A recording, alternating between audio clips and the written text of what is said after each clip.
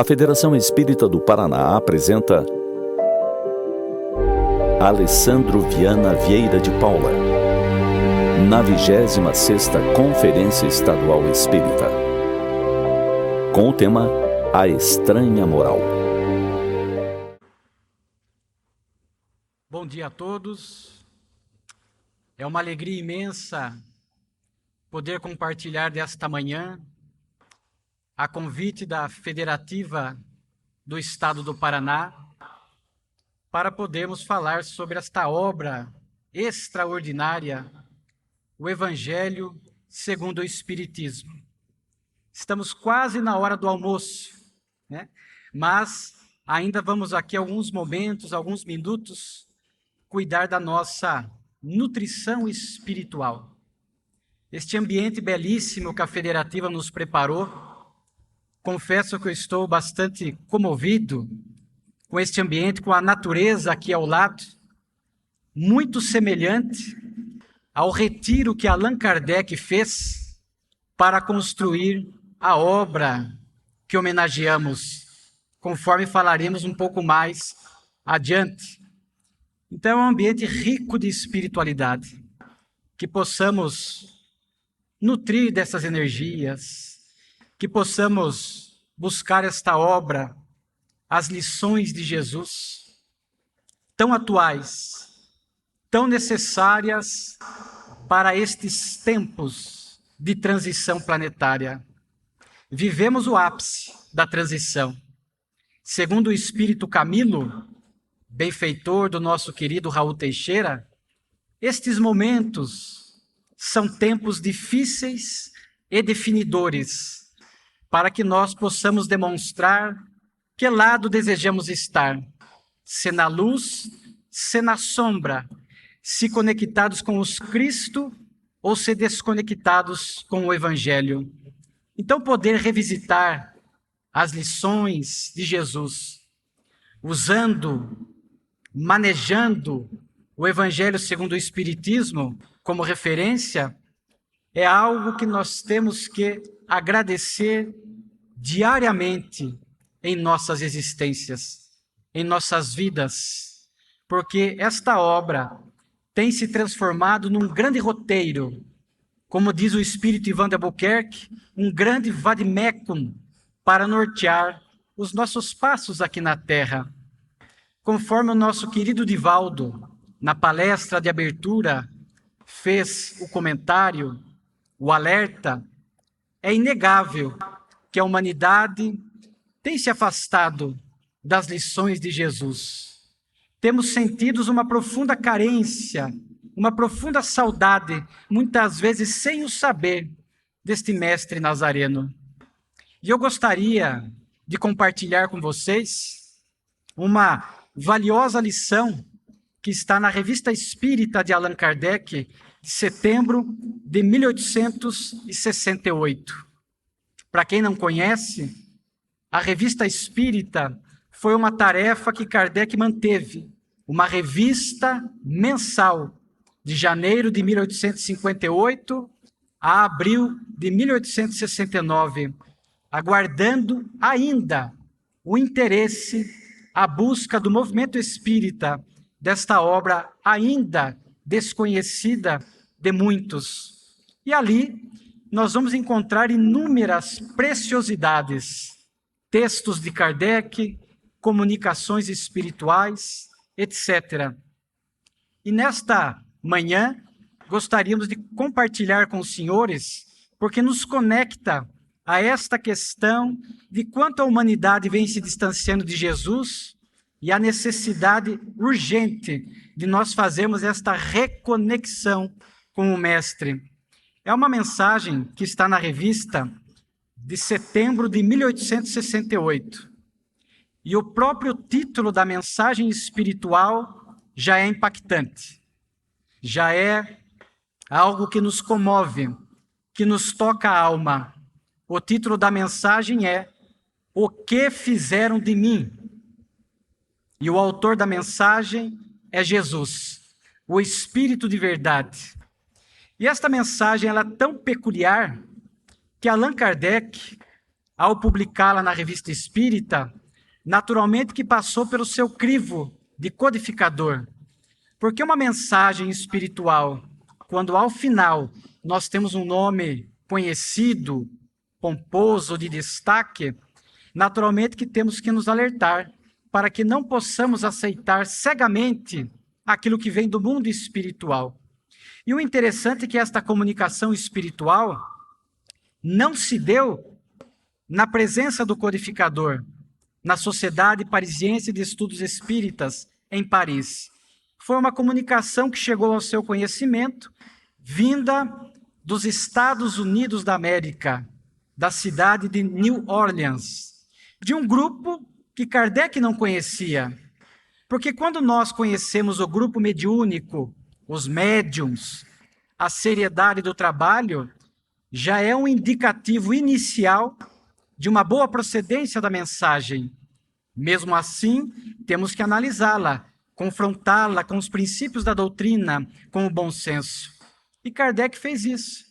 Kardec, ao publicar na revista, ele vai dizer, analisando o estilo, a simplicidade e o conteúdo, posso dizer que esta mensagem, de fato, tem uma procedência superior, sendo de Jesus.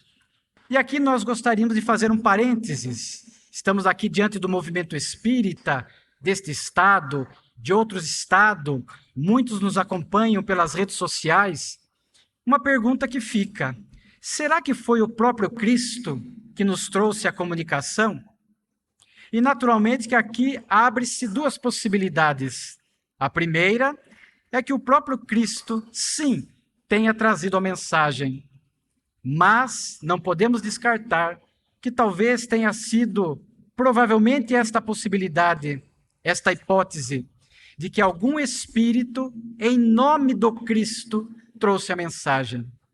Existe, nesta relação do mundo espiritual com o mundo corporal, algo que nós chamamos de procuração espiritual.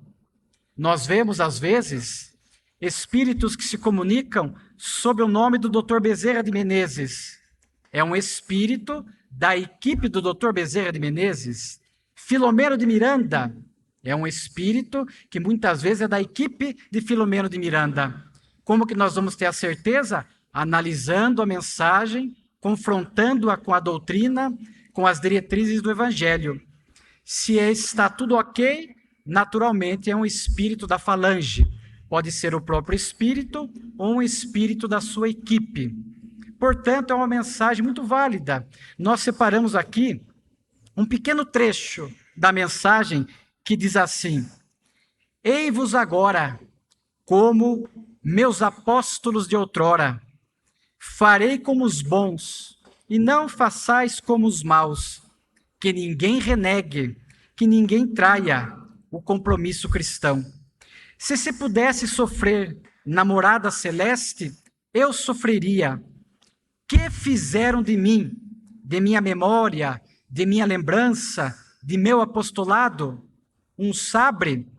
Então, aqui um pequeno trecho da mensagem, onde o próprio Cristo estava nos alertando desse distanciamento, desta deserção do compromisso cristão, alertando-nos da importância de uma profunda fidelidade nestes tempos atuais. Que fizeram da minha palavra, da minha memória, dos meus ensinos? Naturalmente que ele ali próprio diz, se eu pudesse sofrer na morada celeste, sofreria. Naturalmente que aqui nós estamos diante de uma questão também muito significativa, a questão da tristeza dos espíritos superiores, de um espírito puro como Jesus, em relação à humanidade. Naturalmente que essa tristeza, este choro, nada tem a ver, às vezes, com os nossos desajustes emocionais. Quando choramos desequilibradamente por uma questão, por um desafio da vida. Quando nos atormentamos emocionalmente por um desafio da vida. Os benfeitores espirituais não se atormentam, não se entristecem com revoltas, desconectando-se de Deus. Quando falamos dessa tristeza de Jesus, deste choro, é uma tristeza serena, daquele que olha para a humanidade e a vê fazendo escolhas equivocadas, se distanciando das suas lições, mas sabendo, ciente de que a imortalidade da alma, a reencarnação e a lei de causa e efeito se encarrega de, com o tempo, ir fazendo com que os espíritos que se distanciam das suas lições possam ir se aprumando, se reequilibrando, se reconectando.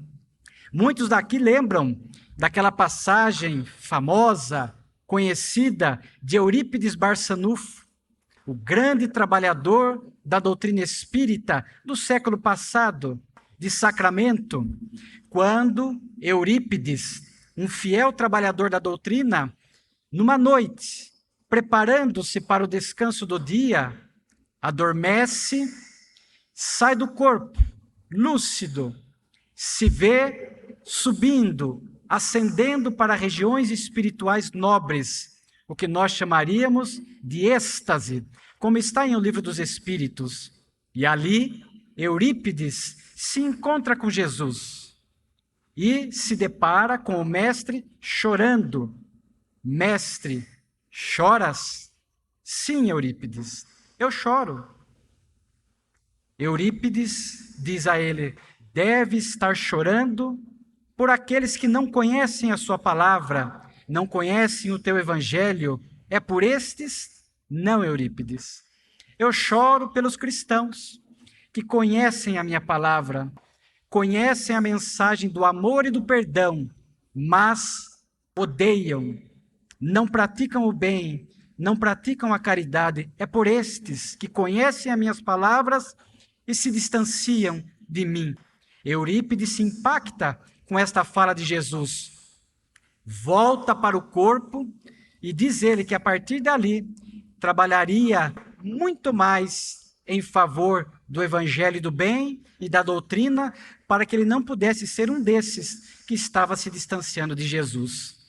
Quando Eurípides desencarna, vitimado pela gripe espanhola em 1918, e volta ao mundo espiritual, e identificando que os espíritas que conhecem a moral cristã estavam, alguns, aproveitando mal a reencarnação e voltando em situações penosas para o mundo espiritual, ele resolve construir um hospital, Esperança, para que pudesse receber os espíritas que estavam desertando do compromisso cristão.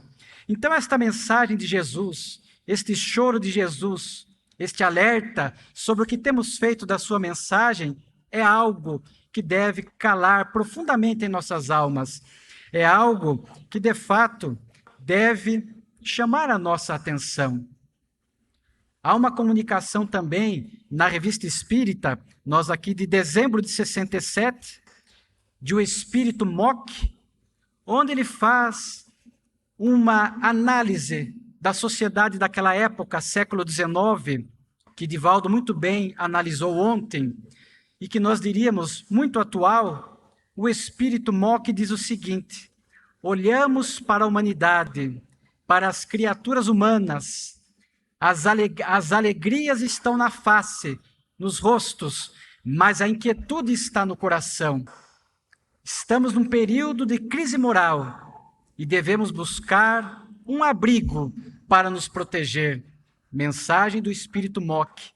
E quando nós olhamos para a humanidade atual, mesmo após uma pandemia da Covid, que conforme Filomeno de Miranda nos fala, foi uma advertência da divindade para o planeta, a fim de que pudéssemos analisar as escolhas equivocadas, materialistas que estávamos fazendo, nós vamos ver que isto é real. Olhamos para muitos, a alegria transitória do mundo está nas faces, nas condutas, nos comportamentos, mas muitos trazem as aflições do coração. Esse distanciamento de Jesus, esta carência do Cristo. Como é que nós observamos isto mais objetivamente? Basta olhar o número de depressão, ansiedade, conflitos existenciais, os vícios, as fugas psicológicas, as ideações suicidas. E isto nós podemos notar também com muita profundidade. Certamente temos muitos trabalhadores aqui da casa espírita que atuam no atendimento fraterno. O atendimento fraterno da casa espírita tem sido este grande laboratório e temos visto as pessoas chegando no atendimento fraterno. Eu tenho feito atendimento fraterno há 30 anos na casa espírita e chegam com as aflições da alma, com a inquietude do coração, como diz o Espírito Mock. E muitos falam, materialmente está tudo bem, eu tenho emprego, tenho família, mas é uma aflição, uma inquietude, uma insatisfação que gera uma tristeza e às vezes raia para a depressão, que eu não consigo entender. E nós orientamos as pessoas, isto que você está sentindo, esta inquietude, este vazio existencial é, entre aspas, a febre da alma. Quando o corpo é invadido por agentes, vírus e bactérias, nós temos a febre para demonstrar que algo não está bem com o corpo. Quando o espírito não está bem, esse permite a estas bactérias, estes vírus morais que nos adoecem, surge a febre da alma, a inquietude, a insatisfação. E ali nós falamos para as pessoas, aonde está a medicação? Aonde está a terapêutica, senão no Evangelho de Jesus, que a doutrina espírita restaura, revitaliza, resgata, em especial, através desta obra, o Evangelho segundo o Espiritismo. Esta campanha da FEP, extraordinária, devemos ter esta obra no atendimento fraterno, na casa espírita, sobrando em abundância, para que possamos presentear as pessoas que ali vão com estas febres da alma, a fim de que nesta obra possam encontrar a resposta, o medicamento, a terapêutica que está em nossa transformação moral, que está em nossa conformação, ajuste com as lições de Jesus. Mas vamos notando na história da humanidade que nunca faltou socorro espiritual. Nunca faltou. Nós vamos ver que este distanciamento da moral cristã, e a moral espírita é a moral cristã, vem acontecendo gradativamente. Você já deve ter percebido que eu adoro recomendar obras. Existe uma obra chamada Espiritismo e Vida, de Divaldo, o espírito Viana de Carvalho. Ele escreve um capítulo chamado A Decadência da Ética, onde ele vai nos falar a respeito desta decadência da ética. Ele vai nos falar o que Divaldo disse ontem, aquele intenso materialismo do século XIX, aquela preocupação da criatura humana apenas em exercitar a razão para o prazer, para as alegrias temporárias, fugazes da vida. Nós vamos ver que naquele século XIX, naquele contexto em que o Consolador prometido chegou à Terra, era de fato um período desafiador da Terra. O existencialismo, as filosofias de Sartre, Nietzsche, Schopenhauer, falando-nos que devemos buscar os prazeres da vida, seja feliz a qualquer custo, ainda que em cima da infelicidade alheia norteava o pensamento, como norteia ainda o nosso pensamento atual, o que Camilo, o benfeitor, chama de materialismo vivencial, que é diferente do materialismo acadêmico. O acadêmico é aquele em que o indivíduo não acredita na alma. A vida é produto do acaso. Nós somos apenas as células do corpo. Morreu, acabou tudo. Não é este materialismo que vemos na atualidade de hoje. Existe, mas não é um número tão grande. O número maior é do materialismo vivencial. O indivíduo acredita na alma, acredita em Deus, tem uma orientação religiosa, vai ao templo religioso semanalmente, mas o seu comportamento cotidiano, as suas escolhas são preferencialmente de ordem material. Ele não se ocupa das questões morais. Se ocupa, é de forma mínima. Então é este materialismo. Mas quando nós analisamos a referida lição de Viana de Carvalho, nós vamos perceber que aquele materialismo do século XIX, este materialismo dos dias atuais, este desdém a Jesus, esta desconexão com a moral cristã, não surgiu do nada, não caiu de paraquedas. Foi algo que veio sendo construído e forjado ao longo do tempo. À medida que nós fomos nos distanciando cronológica e espiritualmente de Jesus, nós fomos desdenhando, desconsiderando a moral cristã. Até o ano 300, depois de Cristo, aproximadamente, estima-se que 1 milhão de cristãos morreram, deram a vida em nome do Cristo. Não pede-se hoje isto para nós, morrer, desencarnar. O que se pede é o testemunho diário, porque pouco a pouco morremos um pouco por dia, o que significa a fidelidade, os desafios que o homem de bem vai encontrando na sociedade. Mas diz Viana de Carvalho que a partir do século IV, os cristãos passaram de perseguidos a perseguidores. A fé, que era fortalecida pelas perseguições, foi se arrefecendo, adoecendo, diminuindo, e agora os cristãos passaram a perseguidores. Surgiram os monastérios. Os homens de religião achavam que o mundo era pecaminoso e que o divino estava apenas em ambientes religiosos específicos. Então criaram os monastérios, os mosteiros, onde os homens de religião se distanciavam da sociedade, do sofrimento, da dor, do convívio com o próximo, e ali ficavam em jejum e oração. Mas não é este jejum e esta oração que Jesus havia proposto. É o jejum dos maus atos, é a oração através da prática do bem no dia a dia. É a oração que nos fortalece para que possamos viver em regime de fidelidade a moral cristã no dia a dia, no lar, no cotidiano, no templo religioso.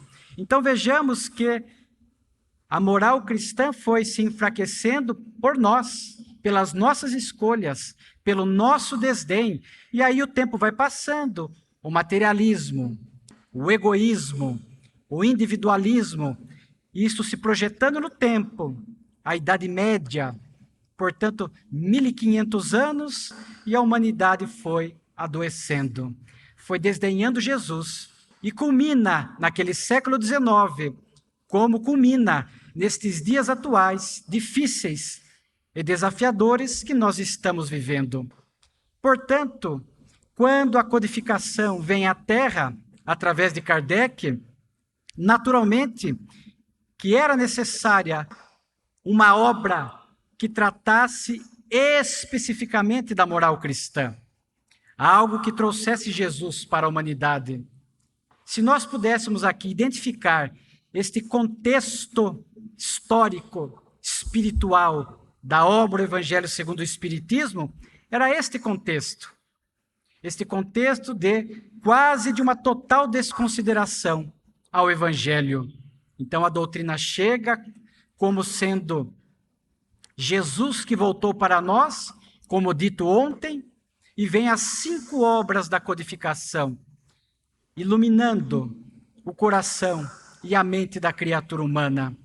Mas Kardec, na sua missão de codificador, trazia no seu inconsciente esta tarefa e trazia este compromisso com as 5 obras da codificação. O Livro dos Espíritos, a base, o Livro dos Médiuns, o Evangelho segundo o Espiritismo, a obra O Céu e o Inferno e a Gênese. Mas Kardec, uma alma profundamente cristã, sabia da necessidade de ter uma obra exclusiva, específica, que tratasse da moral cristã, que trouxesse Jesus com um sentido espiritual profundo, conforme a doutrina espírita, nos seus princípios, nos propicia.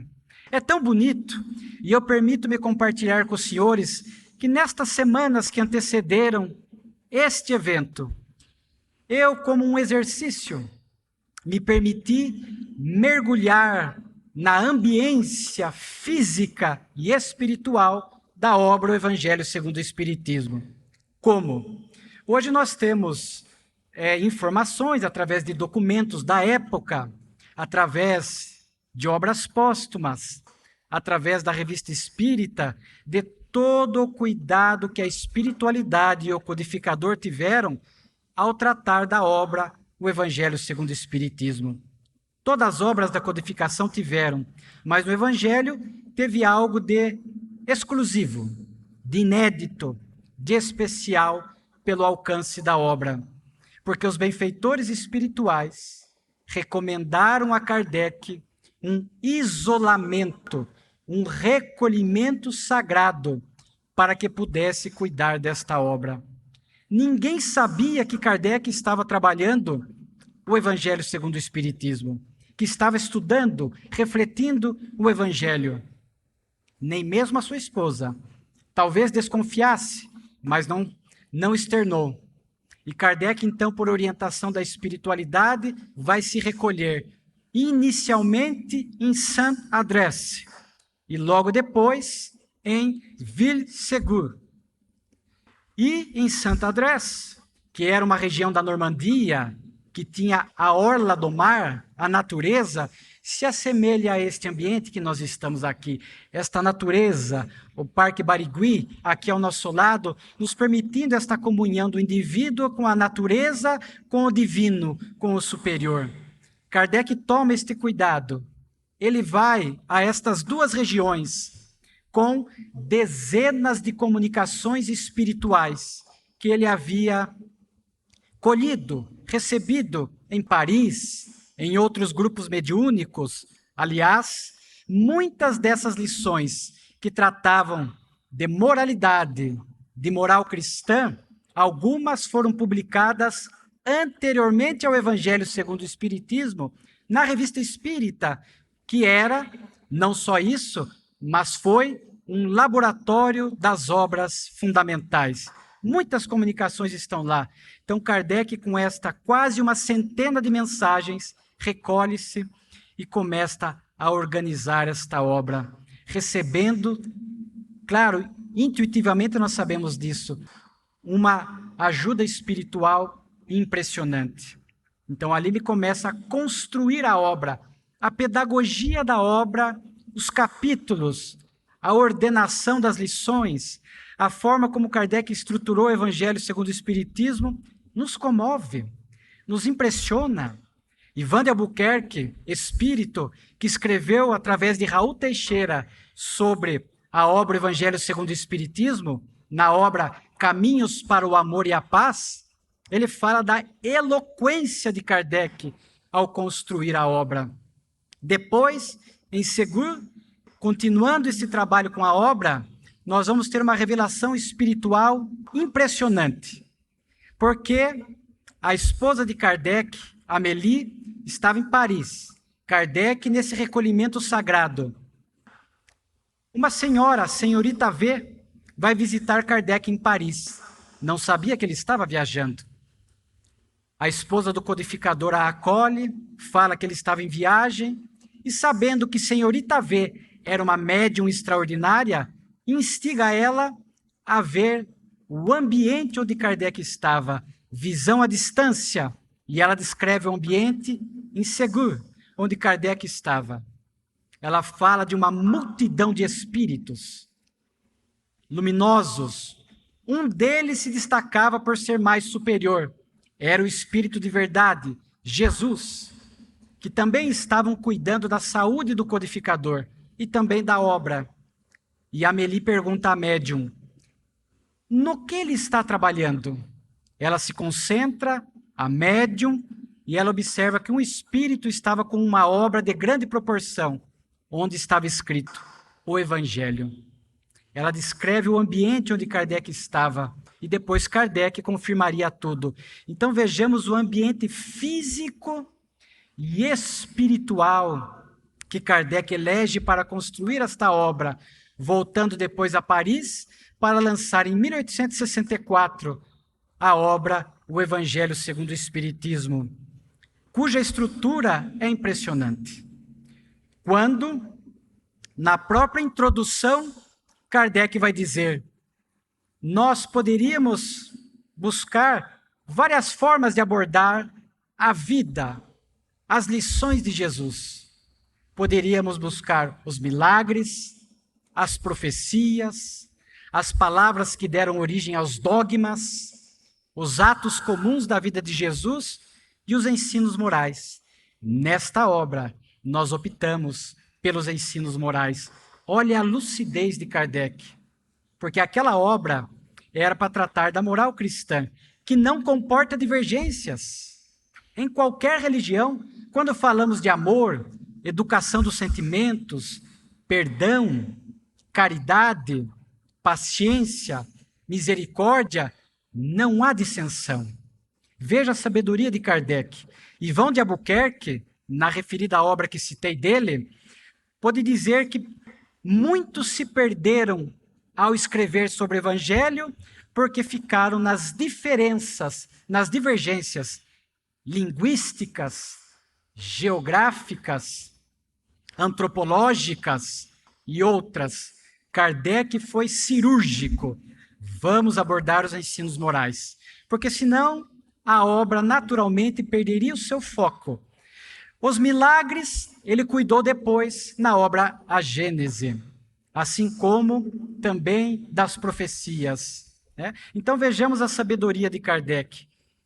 Há alguns estudiosos da obra, o Evangelho segundo o Espiritismo, que nos falam, inclusive, que a didática da obra é impressionante. E aqui nós vamos trazer duas observações. Primeiro, os 4 capítulos iniciais. Alguns afirmam que estes 4 capítulos iniciais são, para nós, a estrutura para que nós pudéssemos depois mergulhar na moral cristã. Não vim destruir a lei. Nós precisávamos entender que as 3 revelações, uma não veio excluir a outra, se somam. A primeira revelação, Moisés, os 10 mandamentos, que simboliza para nós o que não fazer, 7 nãos nos 10 mandamentos. Depois viria Jesus, a maior das revelações, a lei de amor, que nos ensina o que fazer. E depois viria a doutrina espírita, a terceira revelação, que para nós significa por que fazer.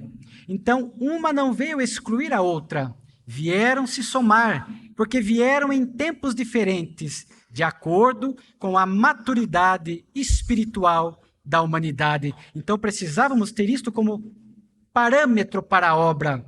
O segundo capítulo, também, nós vamos ver ali Jesus falando, ali na obra, inspirando os espíritos da construção da obra, quando vieram falar da verdadeira realeza. E ali Jesus falava que a verdadeira realeza, os verdadeiros valores, naturalmente são os de natureza espiritual.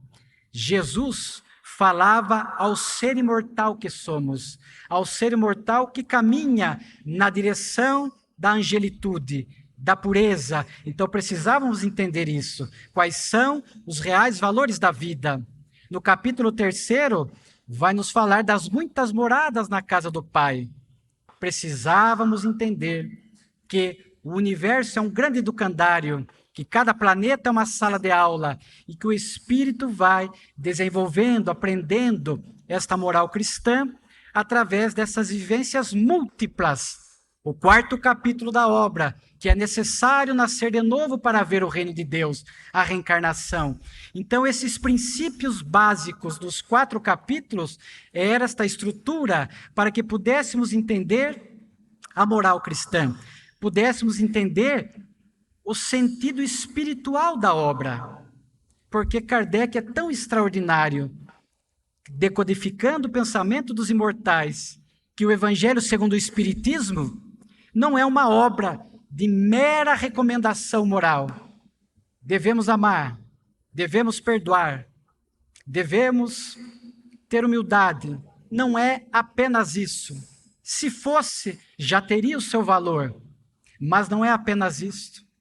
É uma obra onde Kardec permite fazer a conexão da educação dos sentimentos com os princípios basilares da doutrina espírita: imortalidade, reencarnação, intercâmbio espiritual, Deus justo e amoroso, a pluralidade dos mundos habitados, lei de causa e efeito, etc.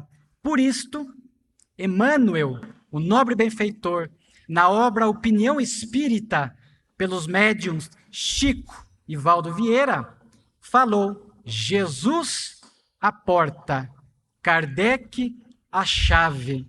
A doutrina espírita é esta chave para que possamos mergulhar não na superficialidade do Evangelho. Muitos ainda estão na superficialidade do Evangelho. A doutrina nos convida para um mergulho mais profundo nesta obra extraordinária, para que possamos sair da letra que mata para irmos no espírito que vivifica e plenifica. Por isto, para homenagear esta obra, onde ali também nós vamos encontrar, dentro de uma outra divisão didática, nós vamos perceber que nos 28 capítulos da obra, curiosidade, dos 28 capítulos, 15, os títulos são extraídos do Sermão do Monte. Então, Kardec muito se inspirou no Sermão do Monte, este canto de felicidade e plenitude, para também construir a obra que homenageamos. Nestes 28 capítulos, nós vamos encontrar lições que nos falam a alma da nossa conexão com Deus. Pedi e obtereis, por exemplo, da nossa conexão conosco, da nossa conexão com o próximo, a caridade, e da nossa responsabilidade e conexão com a tarefa espírita. Muitos os chamados, poucos os escolhidos, os trabalhadores da última hora. Então nós vamos encontrar tudo isto de grande valia e de grande sentido para a nossa existência na atualidade.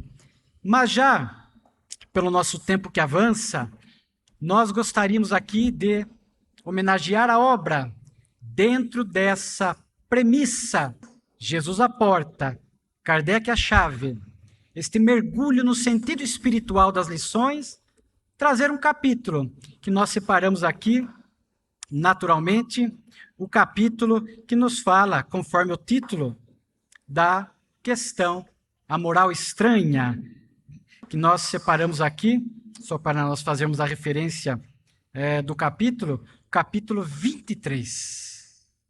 O capítulo 23 da obra Moral Estranha. Por que moral estranha? Porque este título? Porque Kardec trouxe passagens do Evangelho que, se interpretadas literalmente, parecem conflitantes, sem sentido, incongruentes.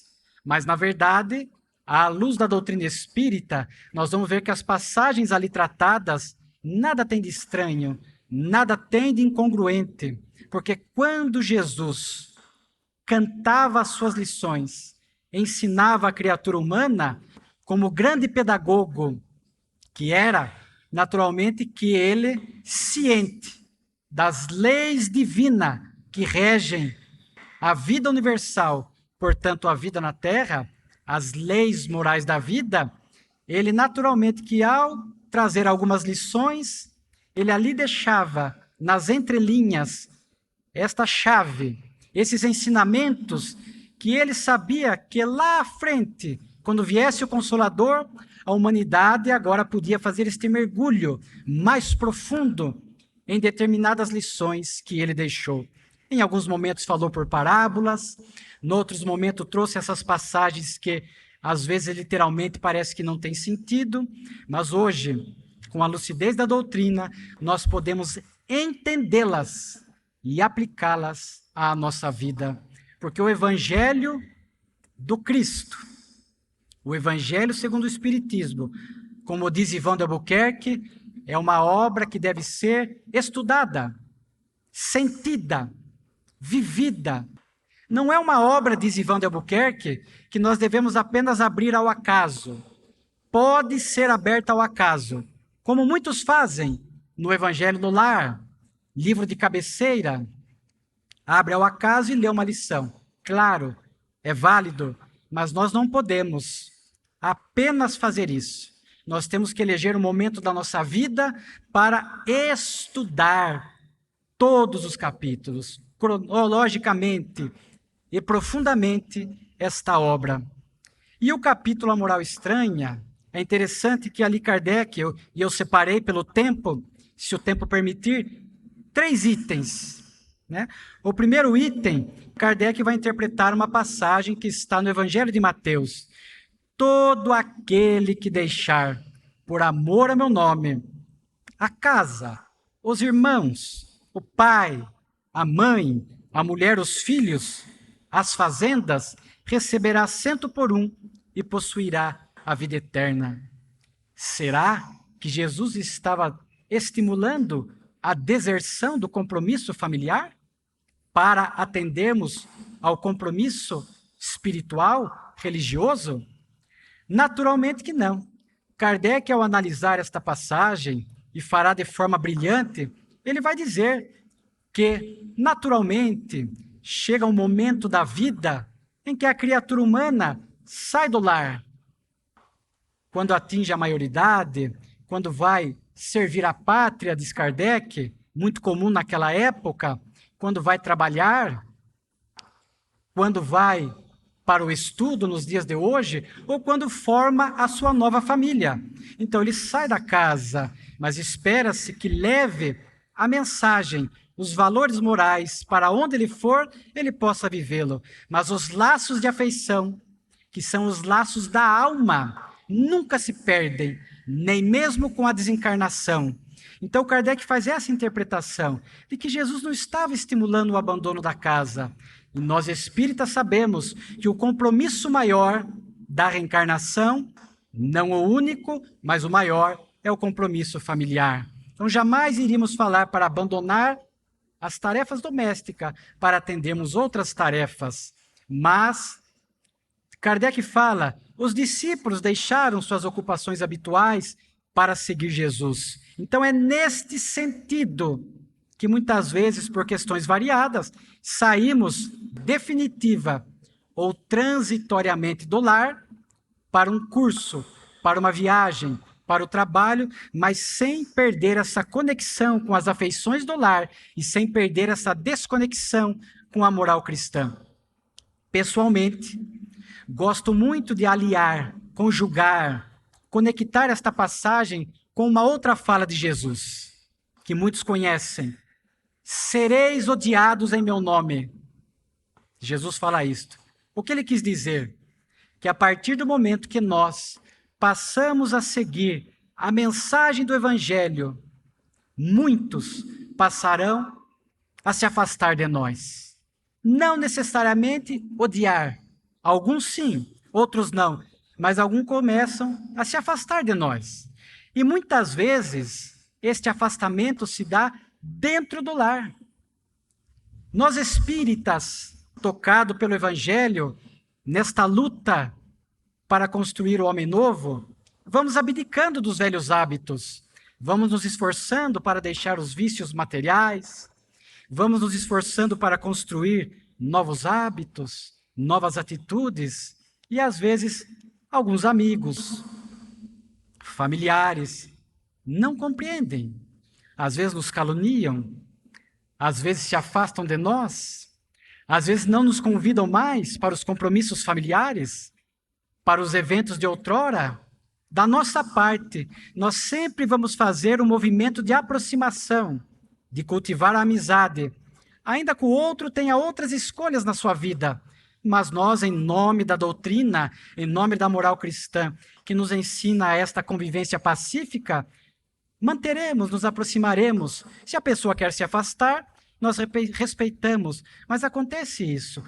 Quantos de nós, após nos tornarmos espíritas e mudando o hábito, os amigos, fulano ficou chato. Fulano já não faz mais isso, não faz aquilo, já não é mais interessante. Por quê? Porque nós não nos dedicamos mais às conversas chulas, não nos dedicamos mais a ficar falando mal dos outros, nós jamais não nos comprazemos nos vícios materiais. Mas, um alerta importante, não devemos nos tornar pessoas chatas. Às vezes o outro, o familiar, não entende esta nossa mudança, este nosso desejo de aproveitar a reencarnação. Mas não devemos nos preocupar se eles não compreendem. O importante é estarmos em paz com a nossa consciência, porque estamos fazendo o melhor que nos cabe. Ainda que com alguns descuidos, algumas falhas, nós procuramos cair, levantar e seguir. Eu passei por uma experiência inusitada. Tinha um amigo que era simpatizante do espiritismo, não entendia em profundidade a doutrina, e isso há muitos anos atrás. Infelizmente, hoje, nós vemos a pornografia circulando muito nas redes sociais, em grupos de WhatsApp. Infelizmente, esta sexualidade e descontrole da criatura humana faz com que isto aconteça. O que era muito comum entre as figuras masculinas, hoje tem se tornado até comum entre as mulheres também. Esta pornografia explícita, doentia, desconectada do sentimento. E este amigo chegou para mim assim, de inopino, com uma imagem de celular, mostrando uma cena de pornografia. Olha o que eu recebi. Pã, colocou na minha cara. Que fiz? Fechei os olhos e abaixei a cabeça. Naturalmente que ele achou que eu estava louco. Um homem fechar os olhos para a pornografia. Ele estranhou e perguntou, por que você fez isto? Não gosta destas coisas? E naturalmente que nós não ficamos ali preocupados em nos explicar muito. Falou, não é isto. São questões que eu tenho aprendido com a doutrina espírita que talvez você não tenha condições de entender neste momento. Mas não se preocupe, fique em paz, mas eu prefiro não ver. Por quê? Nós que lidamos no dia a dia da casa espírita, por exemplo, médios que somos de reunião mediúnica, se nós ficarmos alimentando a nossa mente com esses clichês mentais, imagens, conteúdos de ordem inferior, depois nós vamos para a reunião mediúnica, vamos cerrar os olhos e essas imagens ficam ressumando. Temos dificuldades de diluí-la do nosso inconsciente pelas nossas imperfeições, pelas falhas do passado. Vamos orar e estes clichês mentais, não apenas de sexualidade, mas de violência explícita.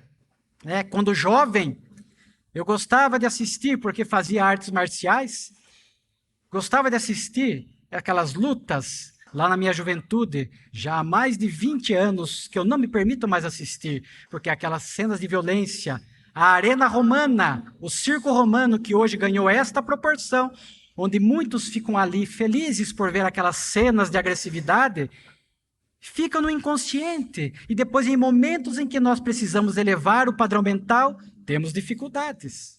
Então, assim, nós vamos nos disciplinando e saindo desta normose, daquilo que muitos fazem, mas nós já não queremos fazer mais.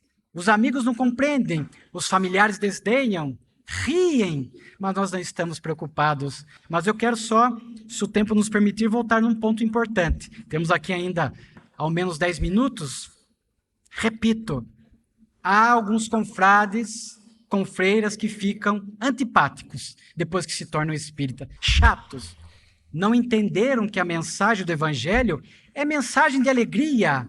Eu vos trago boas novas de alegria. Jesus esteve nas festas de Caná, esteve em muitos lares, em muitos locais, nunca se furtou, mas mantendo a pulcritude, a vigilância e a fidelidade aos valores que ele ensinava.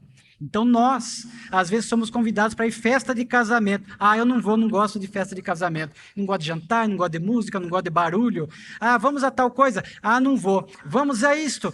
Não vou. A pessoa fala, nossa, meu Deus do céu, que espírita chato. E nós espíritas temos que manter, né, estas questões da convivência, do entretenimento saudável. É tão gostoso ir a uma festa de casamento, mas mantemos fidelidade à moral cristã. Não precisamos do álcool para nos divertir, não precisamos ficar fazendo fofocas, falando mal dos outros. Nós vamos nestes locais de entretenimento saudável, mantendo a nossa fidelidade à moral cristã. É nesse sentido. Por exemplo, aqui neste congresso, temos alguns colegas confrades da nossa cidade, de Itapetininga, São Paulo. Eles vão saber, lá nós tínhamos, até a pandemia, jantar dançante espírita. Jantar dançante, mas espírita dança? Dança. Vocês fiquem aí, cada um a imaginar como querem este ser aqui dançando, né? Dança, nós tínhamos jantar gostoso, tinha comida, não tinha bebida alcoólica, mantínhamos fidelidade aos princípios espíritas para arrecadar dinheiro para determinada obra, o sopão fraterno, unia os espíritas, tocava uma música de bom gosto, as músicas dos anos 70, dos anos 80, e este ser aqui dançava Bee Gees e outras coisas e tal. Então, é gostoso, é saudável. O espírita não pode ser chato, senão todo mundo se afasta de nós. Se nós queremos só falar de doutrina espírita em qualquer lugar, em qualquer situação, em qualquer contexto, naturalmente que as pessoas vão nos evitar. Então é saudável. Na próxima reencarnação, eu vou pedir ao Divaldo para nascer na Bahia. Afim eu nasço com aquele corpo de baiano, com aquele molejo, com aquele rebolado, que eu não tenho. Sou duro, rígido, uma tábua de passar roupas. Mas nós vamos nos divertindo. Apesar deste molejo duro, damos risada, conversamos, gostamos de ir às festividades, se nos convidam ao jantar para tomar um café, o espírita vai e se diverte, mas mantendo fidelidade à doutrina espírita. Kardec vai nos falar, na moral estranha, a respeito daquela passagem, deixai os mortos enterrar os seus mortos. Nossa, será que Jesus estava demonstrando um desrespeito ao luto? Porque a passagem evangélica é de um indivíduo que chega até Jesus, gostaria de segui-lo, mas diz ao mestre, mas meu pai desencarnou, não usou esta expressão, morreu, eu preciso ir lá enterrá-lo. E Jesus, deixai os mortos enterrar os seus mortos. Nós espíritas sabemos que os benfeitores estão cuidando daqueles que estão regressando ao mundo espiritual. Mas, segundo alguns estudiosos do Evangelho, Jesus, que penetrava a intimidade da criatura humana e sabia dos reais interesses de cada um, tinha conhecimento de que aquela pessoa não estava interessado no dever filial em relação ao pai. Queria a herança. Naquela época, para receber a herança, o parente tinha que se fazer presente no funeral, de forma que este era o real interesse. Então Jesus diz, deixar os mortos enterrar os seus mortos.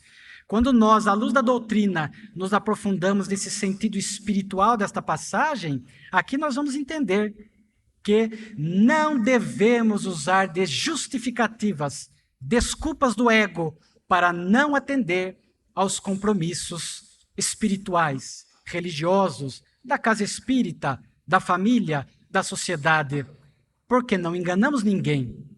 Está em nossa consciência, estamos conectados com o divino, e nestes tempos nós temos visto, inclusive pós-pandemia, muitos trabalhadores que não retornaram à casa espírita, cada qual com as suas desculpas do ego. Não, e outro com outras desculpas. Trabalhando na casa espírita há muitas décadas, vemos trabalhadores que vêm e vão. Não, mas meus filhos estão pequenos. Não, mas agora eles estão adolescentes, estão exigindo de mim. Quando eu puder, eu volto para a tarefa. Agora estão na faculdade. Não, agora meus filhos vão casar. Estou fazendo um curso profissional. Estou com esta demanda. Os netos chegaram. A pessoa desencarna e vai passar a vida toda desculpando-se, sem estar falando a verdade em relação a esses reais interesses da alma, e após desencarnar, vai para o Hospital Esperança, que Eurípides Barçanufo edificou no mundo espiritual. Aliás, quem está contando com isso, cuidado, porque Eurípides diz que o hospital está lotado, há uma fila de espera, né? Então não contemos muito com isso, né? Então vamos aqui, durante a reencarnação, evitarmos essas desculpas. Naturalmente, que há momentos da nossa vida que os desafios profissionais, familiares, se fazem mais intensos, onde nós temos que ajustar, gerir os nossos compromissos, inclusive os doutrinários, mas nunca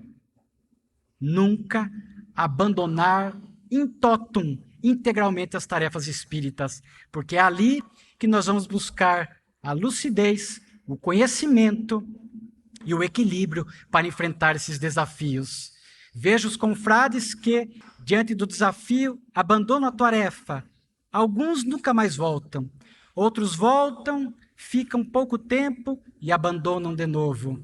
Mas também, nestas viagens pela doutrina, tenho tido a honra de conhecer trabalhadores extraordinários que passam por esses momentos difíceis da vida, mas não abandonam a tarefa. Reduzem o ritmo, ajustam aqui, ajustam acolá, mas estão na casa espírita, na tarefa do bem, fortalecendo-se para que possam vivenciar com fidelidade esses desafios, essas provações tão necessárias para o nosso aprendizado. Mesmo o luto que a lição nos trouxe, não deve servir de impedimento integral para as tarefas do bem e da casa espírita. Nós entendemos, naturalmente, que o luto, aqueles primeiros dias, organizar algumas questões, precisamos de uma semana, 2, para ajustes, é natural, mas jamais devemos abandonar as tarefas e a doutrina por questões do luto. Estes dias, estava assistindo uma conferência do nosso querido Raul Teixeira, 1995, pela FEP, aqui no estado do Paraná. O Raul com aqueles cabelos brancos daquela época, né? Falando, num dado momento, surge isso, que as pessoas iam até o Raul e perguntavam, naquele bom humor do Raul, ele diz assim: Raul, você não tem uma notícia dos meus parentes que partiram? Não tem uma notícia dos meus parentes que voltaram ao mundo espiritual?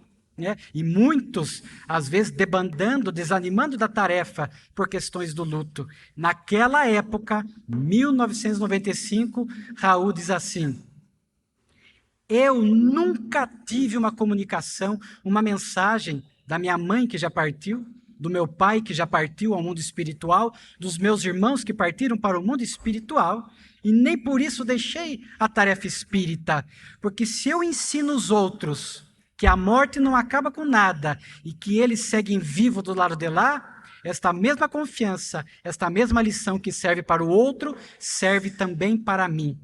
Vejam só a lucidez do Raul. Então, deixar os mortos enterrar os seus mortos, quando nós fazemos esta análise profunda e espiritual, nos traz estas variadas lições. Não vim trazer a paz, mas a espada. Jesus sabia que as suas lições não trariam a paz inicialmente, porque espíritos imperfeitos, as lições do Evangelho iriam, em nossa intimidade, gerar o que Paulo de Tarso chamou o bom combate. A espada é o símbolo da luta. Então, as lições de Jesus nos penetram a alma, o Evangelho segundo o Espiritismo nos penetra a alma, e nós entramos agora neste bom combate, a fim de que possamos ser hoje melhor do que ontem e amanhã melhores do que hoje. Então, não há moral estranha. quando penetramos no sentido espiritual destas passagens, há lições valiosas e profundas que devem penetrar a nossa alma. Portanto, que possamos homenagear esta obra extraordinária, que ela continue iluminando os nossos caminhos, despertando consciências. É uma obra tão extraordinária, e eu encerro aqui, que mereceu, após a sua publicação em 1864, mês de abril, uma comunicação de Jesus, o Espírito de Verdade, falando sobre a obra. E ele que estava junto de Kardec na construção, depois, em maio, traz uma mensagem publicada na Revista Espírita de dezembro de 1864, onde eu separei um pequeno trecho para encerrar a minha fala e possamos, através desta fala de Jesus, referindo-se ao Evangelho segundo o Espiritismo, encerrar e externar a nossa profunda gratidão à obra, ao codificador, aos benfeitores, a Jesus e ao Deus, porque as lições de Jesus são concessões divinas para nós. Um novo livro acaba de aparecer. É uma luz mais brilhante que vem clarear o vosso caminho. Há 18 séculos eu vim por ordem de meu Pai trazer a palavra de Deus aos homens de vontade. Esta palavra foi esquecida pela maioria. A incredulidade e o materialismo vieram abafar bom grão que eu tinha depositado sobre vossa terra. Hoje, por ordem do Eterno, os bons espíritos, seus mensageiros, vêm sobre todos os pontos do globo fazer ouvir a trombeta retumbante. E segue a mensagem. Revista Espírita, dezembro de 1864, o Evangelho segundo o Espiritismo, uma luz mais brilhante que vem clarear o nosso caminho aqui na Terra, para que o Espírito não possa naufragar na embarcação do corpo. Fiquemos com Jesus, hoje e sempre. Muito obrigado.